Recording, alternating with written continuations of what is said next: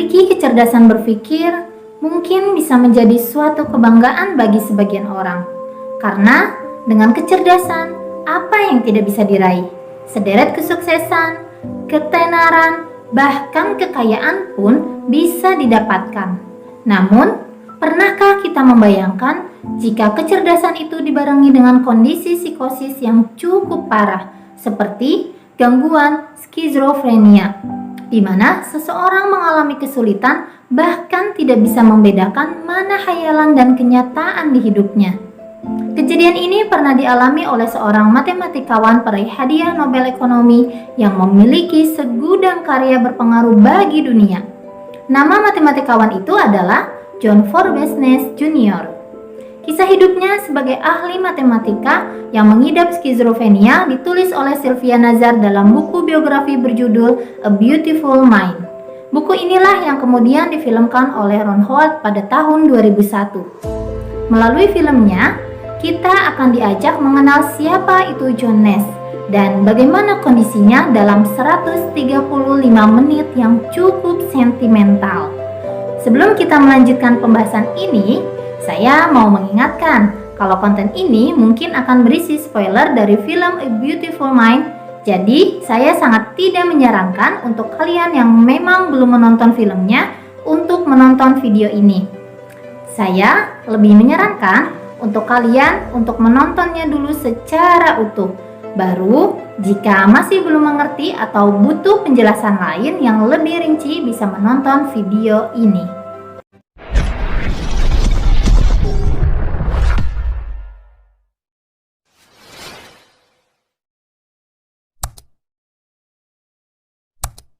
John Nash dulu adalah mahasiswa yang cukup cerdas. Ia bahkan meraih beasiswa di bidang matematika untuk melanjutkan studinya. Nama John terdaftar sebagai mahasiswa Princeton University sejak tahun 1947. John ini bukan tipe orang yang mudah beradaptasi atau berteman. Ia lebih suka menyendiri dan menghabiskan waktunya untuk mencari teori baru dalam matematika. Banyak yang menganggap John adalah anak yang aneh, gila, ambisius, dan antisosial. Selama kuliah di Princeton, satu-satunya teman yang sangat dekat dengannya hanya Charles Herman, yang merupakan mahasiswa sastra dan menjadi teman sekamar John. Charles ini begitu peduli kepada John dan selalu mendukungnya dalam segala situasi. Ia juga sangat rajin mengingatkan John untuk beristirahat dan mengajaknya bersantai. Tapi hari demi hari kegagalan menemukan teori membuat John semakin terpuruk. Ia depresi dan mulai menyakiti dirinya sendiri. Di saat-saat terpuruk itu Charles jugalah yang masih setia menemaninya dan berusaha menghibur John. Sampai akhirnya di suatu hari ketika John sedang berkumpul dengan teman-temannya yang lain di bar, tiba-tiba ia mendapat inspirasi dari diskusi teman-temannya mengenai rencana untuk mendekati sekelompok perempuan. Inspirasi itu membuat John berhasil menyelesaikan teori revolusionernya yang lebih maju dari teori Adam Smith atas teori permainan. Tidak disangka teori yang kemudian John terbitkan mendapat sambutan dan apresiasi baik dari profesornya. Berkat keberaniannya membuat teori itu juga, John akhirnya ditawarkan pekerjaan di Wheeler Lab, di mana dua temannya yaitu Sol dan Bender diajak bergabung dalam tim. 5 tahun kemudian, karir John mencapai puncak kejayaannya. Ia diundang ke Pentagon, gudang Departemen Pertahanan AS, untuk memecahkan kode rahasia komunikasi musuh. Dengan kecerdasan dan kemampuannya yang menakjubkan, hanya dalam hitungan menit, John sudah bisa memecahkan kode-kode tersebut dan menguraikannya.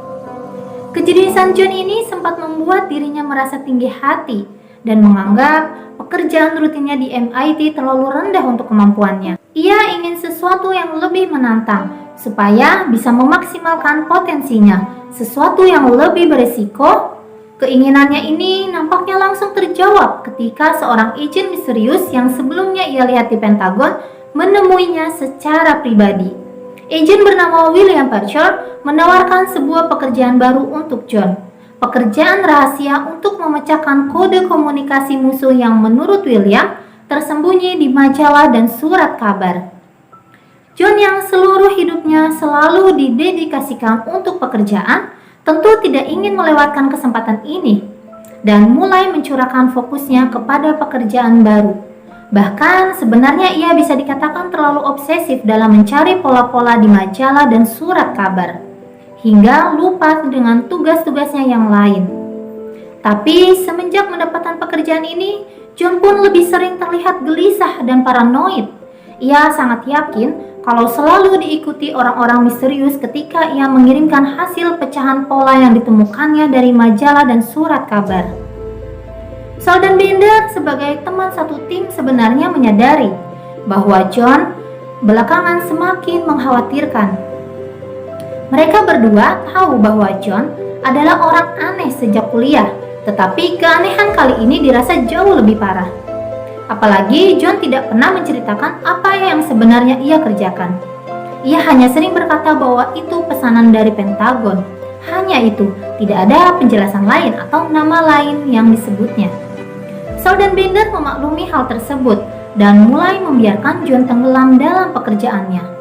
Di sela-sela kesibukan yang John tekuni, ia juga masih harus mengajar di MIT. Dalam satu kelasnya, John bertemu dengan mahasiswi bernama Alicia Leop, perempuan yang begitu menarik di matanya. Alicia dengan berani mengajak John untuk makan malam bersama, sampai akhirnya mereka berkencan dan John merasa bahwa ia sudah jatuh cinta pada Alicia. Untuk pertama kalinya dalam hidup John, ia menyatakan perasaan pada perempuan. Perasaan itu disambut baik oleh Alicia. Hubungan mereka berkembang semakin baik sampai akhirnya suatu ketika John yang sedang mengunjungi Princeton University bertemu lagi dengan Charles, teman sekamarnya selama kuliah, yang kini sibuk mengajar dan merawat keponakannya Mercy. Mereka mengobrol tentang kehidupan mereka satu sama lain. Sampai akhirnya John mendapat saran dari Charles untuk melamar Alicia. Saran ini benar-benar dilakukan oleh John. Ia melamar Alicia beberapa waktu kemudian mereka pun menikah. Sayangnya saat pernikahan itu Charles mengaku tidak bisa datang. Kini hidup John terlihat semakin lengkap. Ia memiliki kesuksesan, ketenaran, dan istri yang cantik.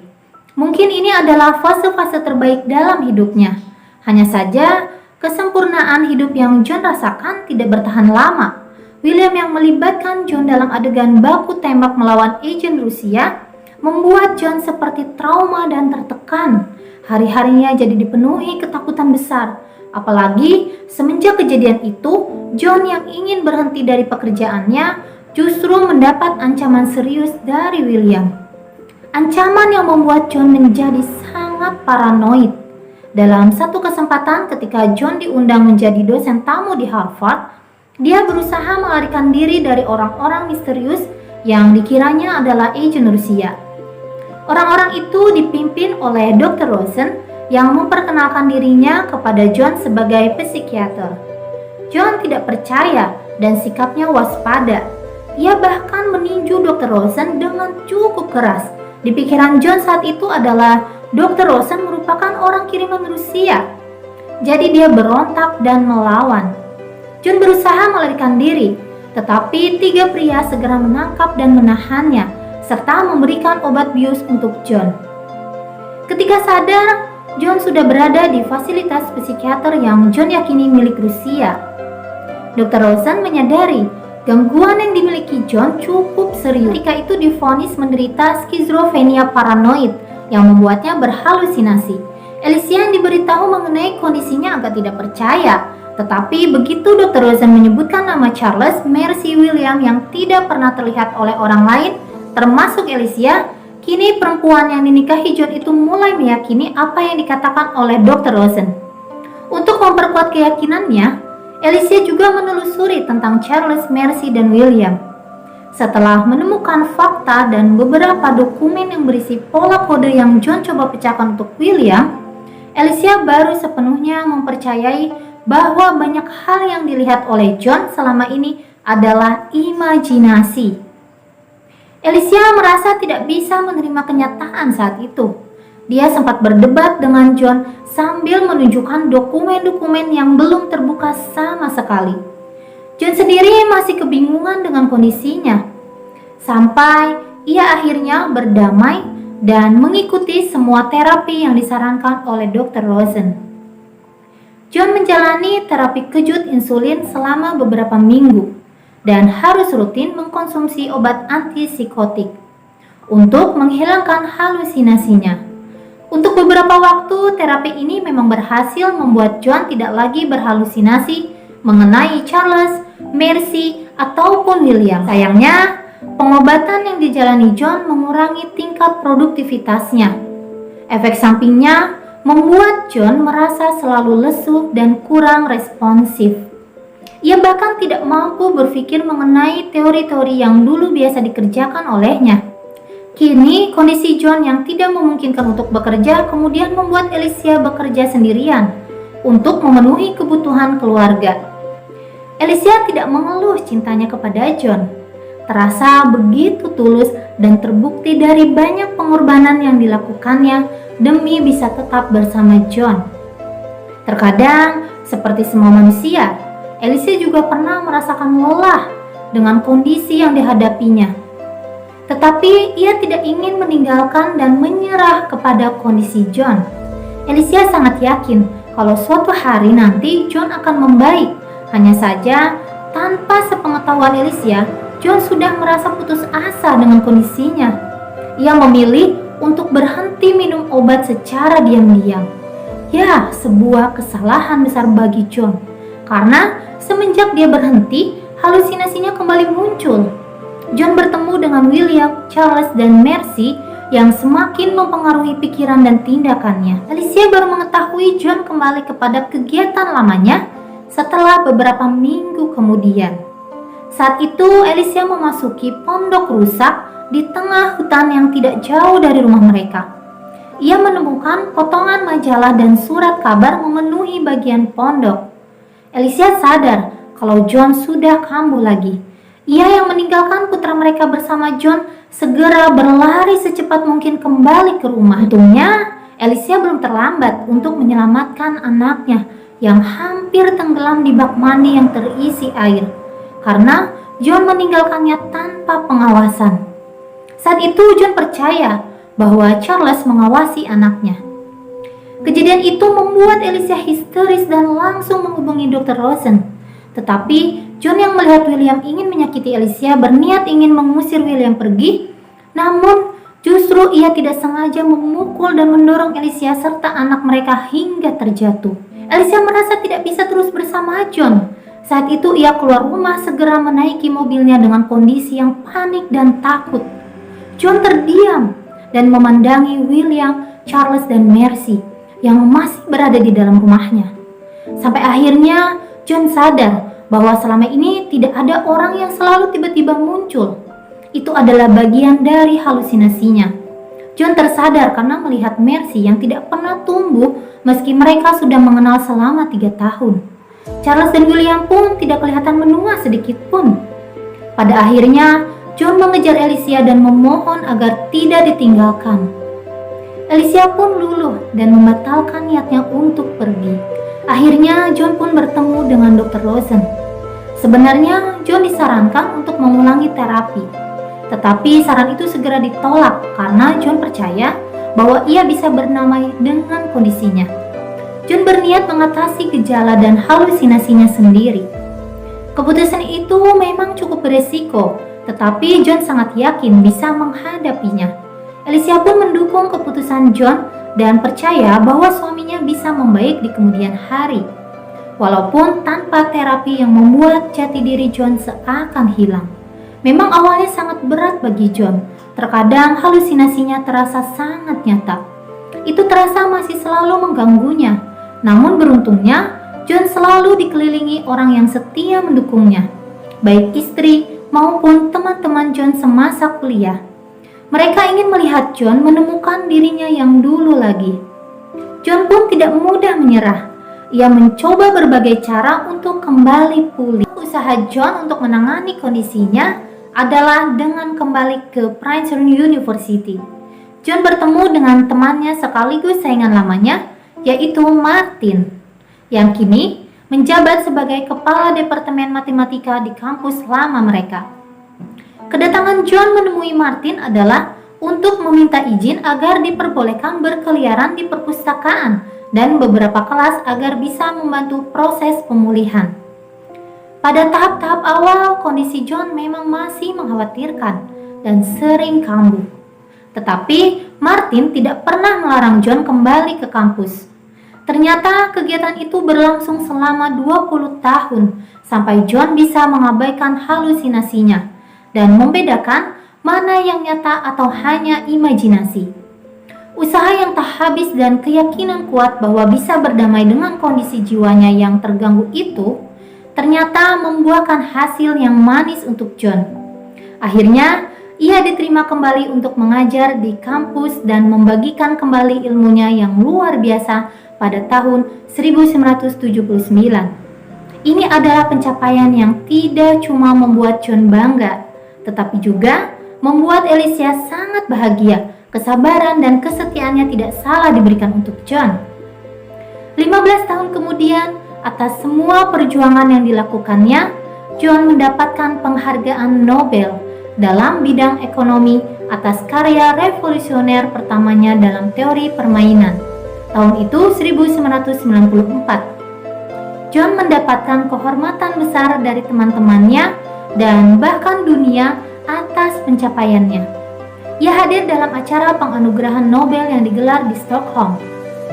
John berdiri di depan podium dan berpidato singkat untuk memuji kasih sayang dan kesetiaan istrinya Alicia sampai akhirnya acara selesai. John berada di auditorium kembali melihat Charles, Mercy, dan William di salah satu sudut ruangan, memperhatikannya dari jauh. Tapi seperti usahanya berlangsung selama puluhan tahun, John tetap mengabaikan mereka dan mengajak Alicia pergi menyusul putra mereka yang menunggu di luar. John Nash menghabiskan sisa umurnya untuk mengabdi pada dunia akademisi, mengajar dan memperkenalkan teori-teorinya yang lain. Ia tutup usia pada tahun 2015. Lalu di umurnya yang ke-86 tahun, untuk mengenang perjuangan John, dibuatlah film ini. Film yang banyak mendapat penghargaan dan respon positif dari para kritikus. Film ini memang sudah cukup memuaskan. Tidak bisa dibilang sangat emosional memang, tapi A Beautiful Mind adalah film yang realistis dan berkesan. Sebagian dari kita barangkali sudah tahu bahwa beberapa penyakit kejiwaan tidak bisa disembuhkan seperti yang terlihat pada kondisi John sampai ia menua. Namun, bukan berarti tidak ada harapan untuk pulih dan menjalani lagi hari-harinya yang normal. John sepertinya menyadari ruang itu dan bertekad untuk damai serta menangani kondisinya sendiri. Memang butuh waktu, kesabaran, dan proses yang panjang ketika menghadapi kompleksitas perasaan serta pikirannya. Tapi berkat dukungan dari istrinya dan keinginan kuat untuk pulih, John akhirnya bisa menangani kelemahannya dengan cara yang baik. Mungkin kita masih asing dengan istilah skizofrenia atau bahkan salah kaprah ketika memaknai kondisinya. Di Indonesia sendiri, orang dengan diagnosis ini biasanya disamakan dengan gila dan selalu dikaitkan dengan hal mistis atau pengaruh roh jahat. Kondisi ini sebenarnya bisa dihadapi dan ditangani dengan terapi obat antipsikotik dan terapi kognitif perilaku dan profesional. Tentu perlu proses dan waktu yang panjang serta tidak bisa benar-benar sembuh. Namun, terapi yang diberikan akan sangat berguna atau mengurangi halusinasi dan delusi yang muncul di pikiran si penderita. Selain itu, orang-orang mengenal atau bahkan memiliki anggota keluarga penderita skizofrenia bisa memberikan dukungan dan perhatian khusus bagi para penyintas, agar mereka memiliki motivasi dan semangat untuk pulih seperti yang dilakukan Alicia ketika mendukung John dalam fase-fase terburuknya. Terima kasih yang sudah menonton video ini. Di akhir, saya Tiwi Basima pamit. Sampai ketemu di video selanjutnya.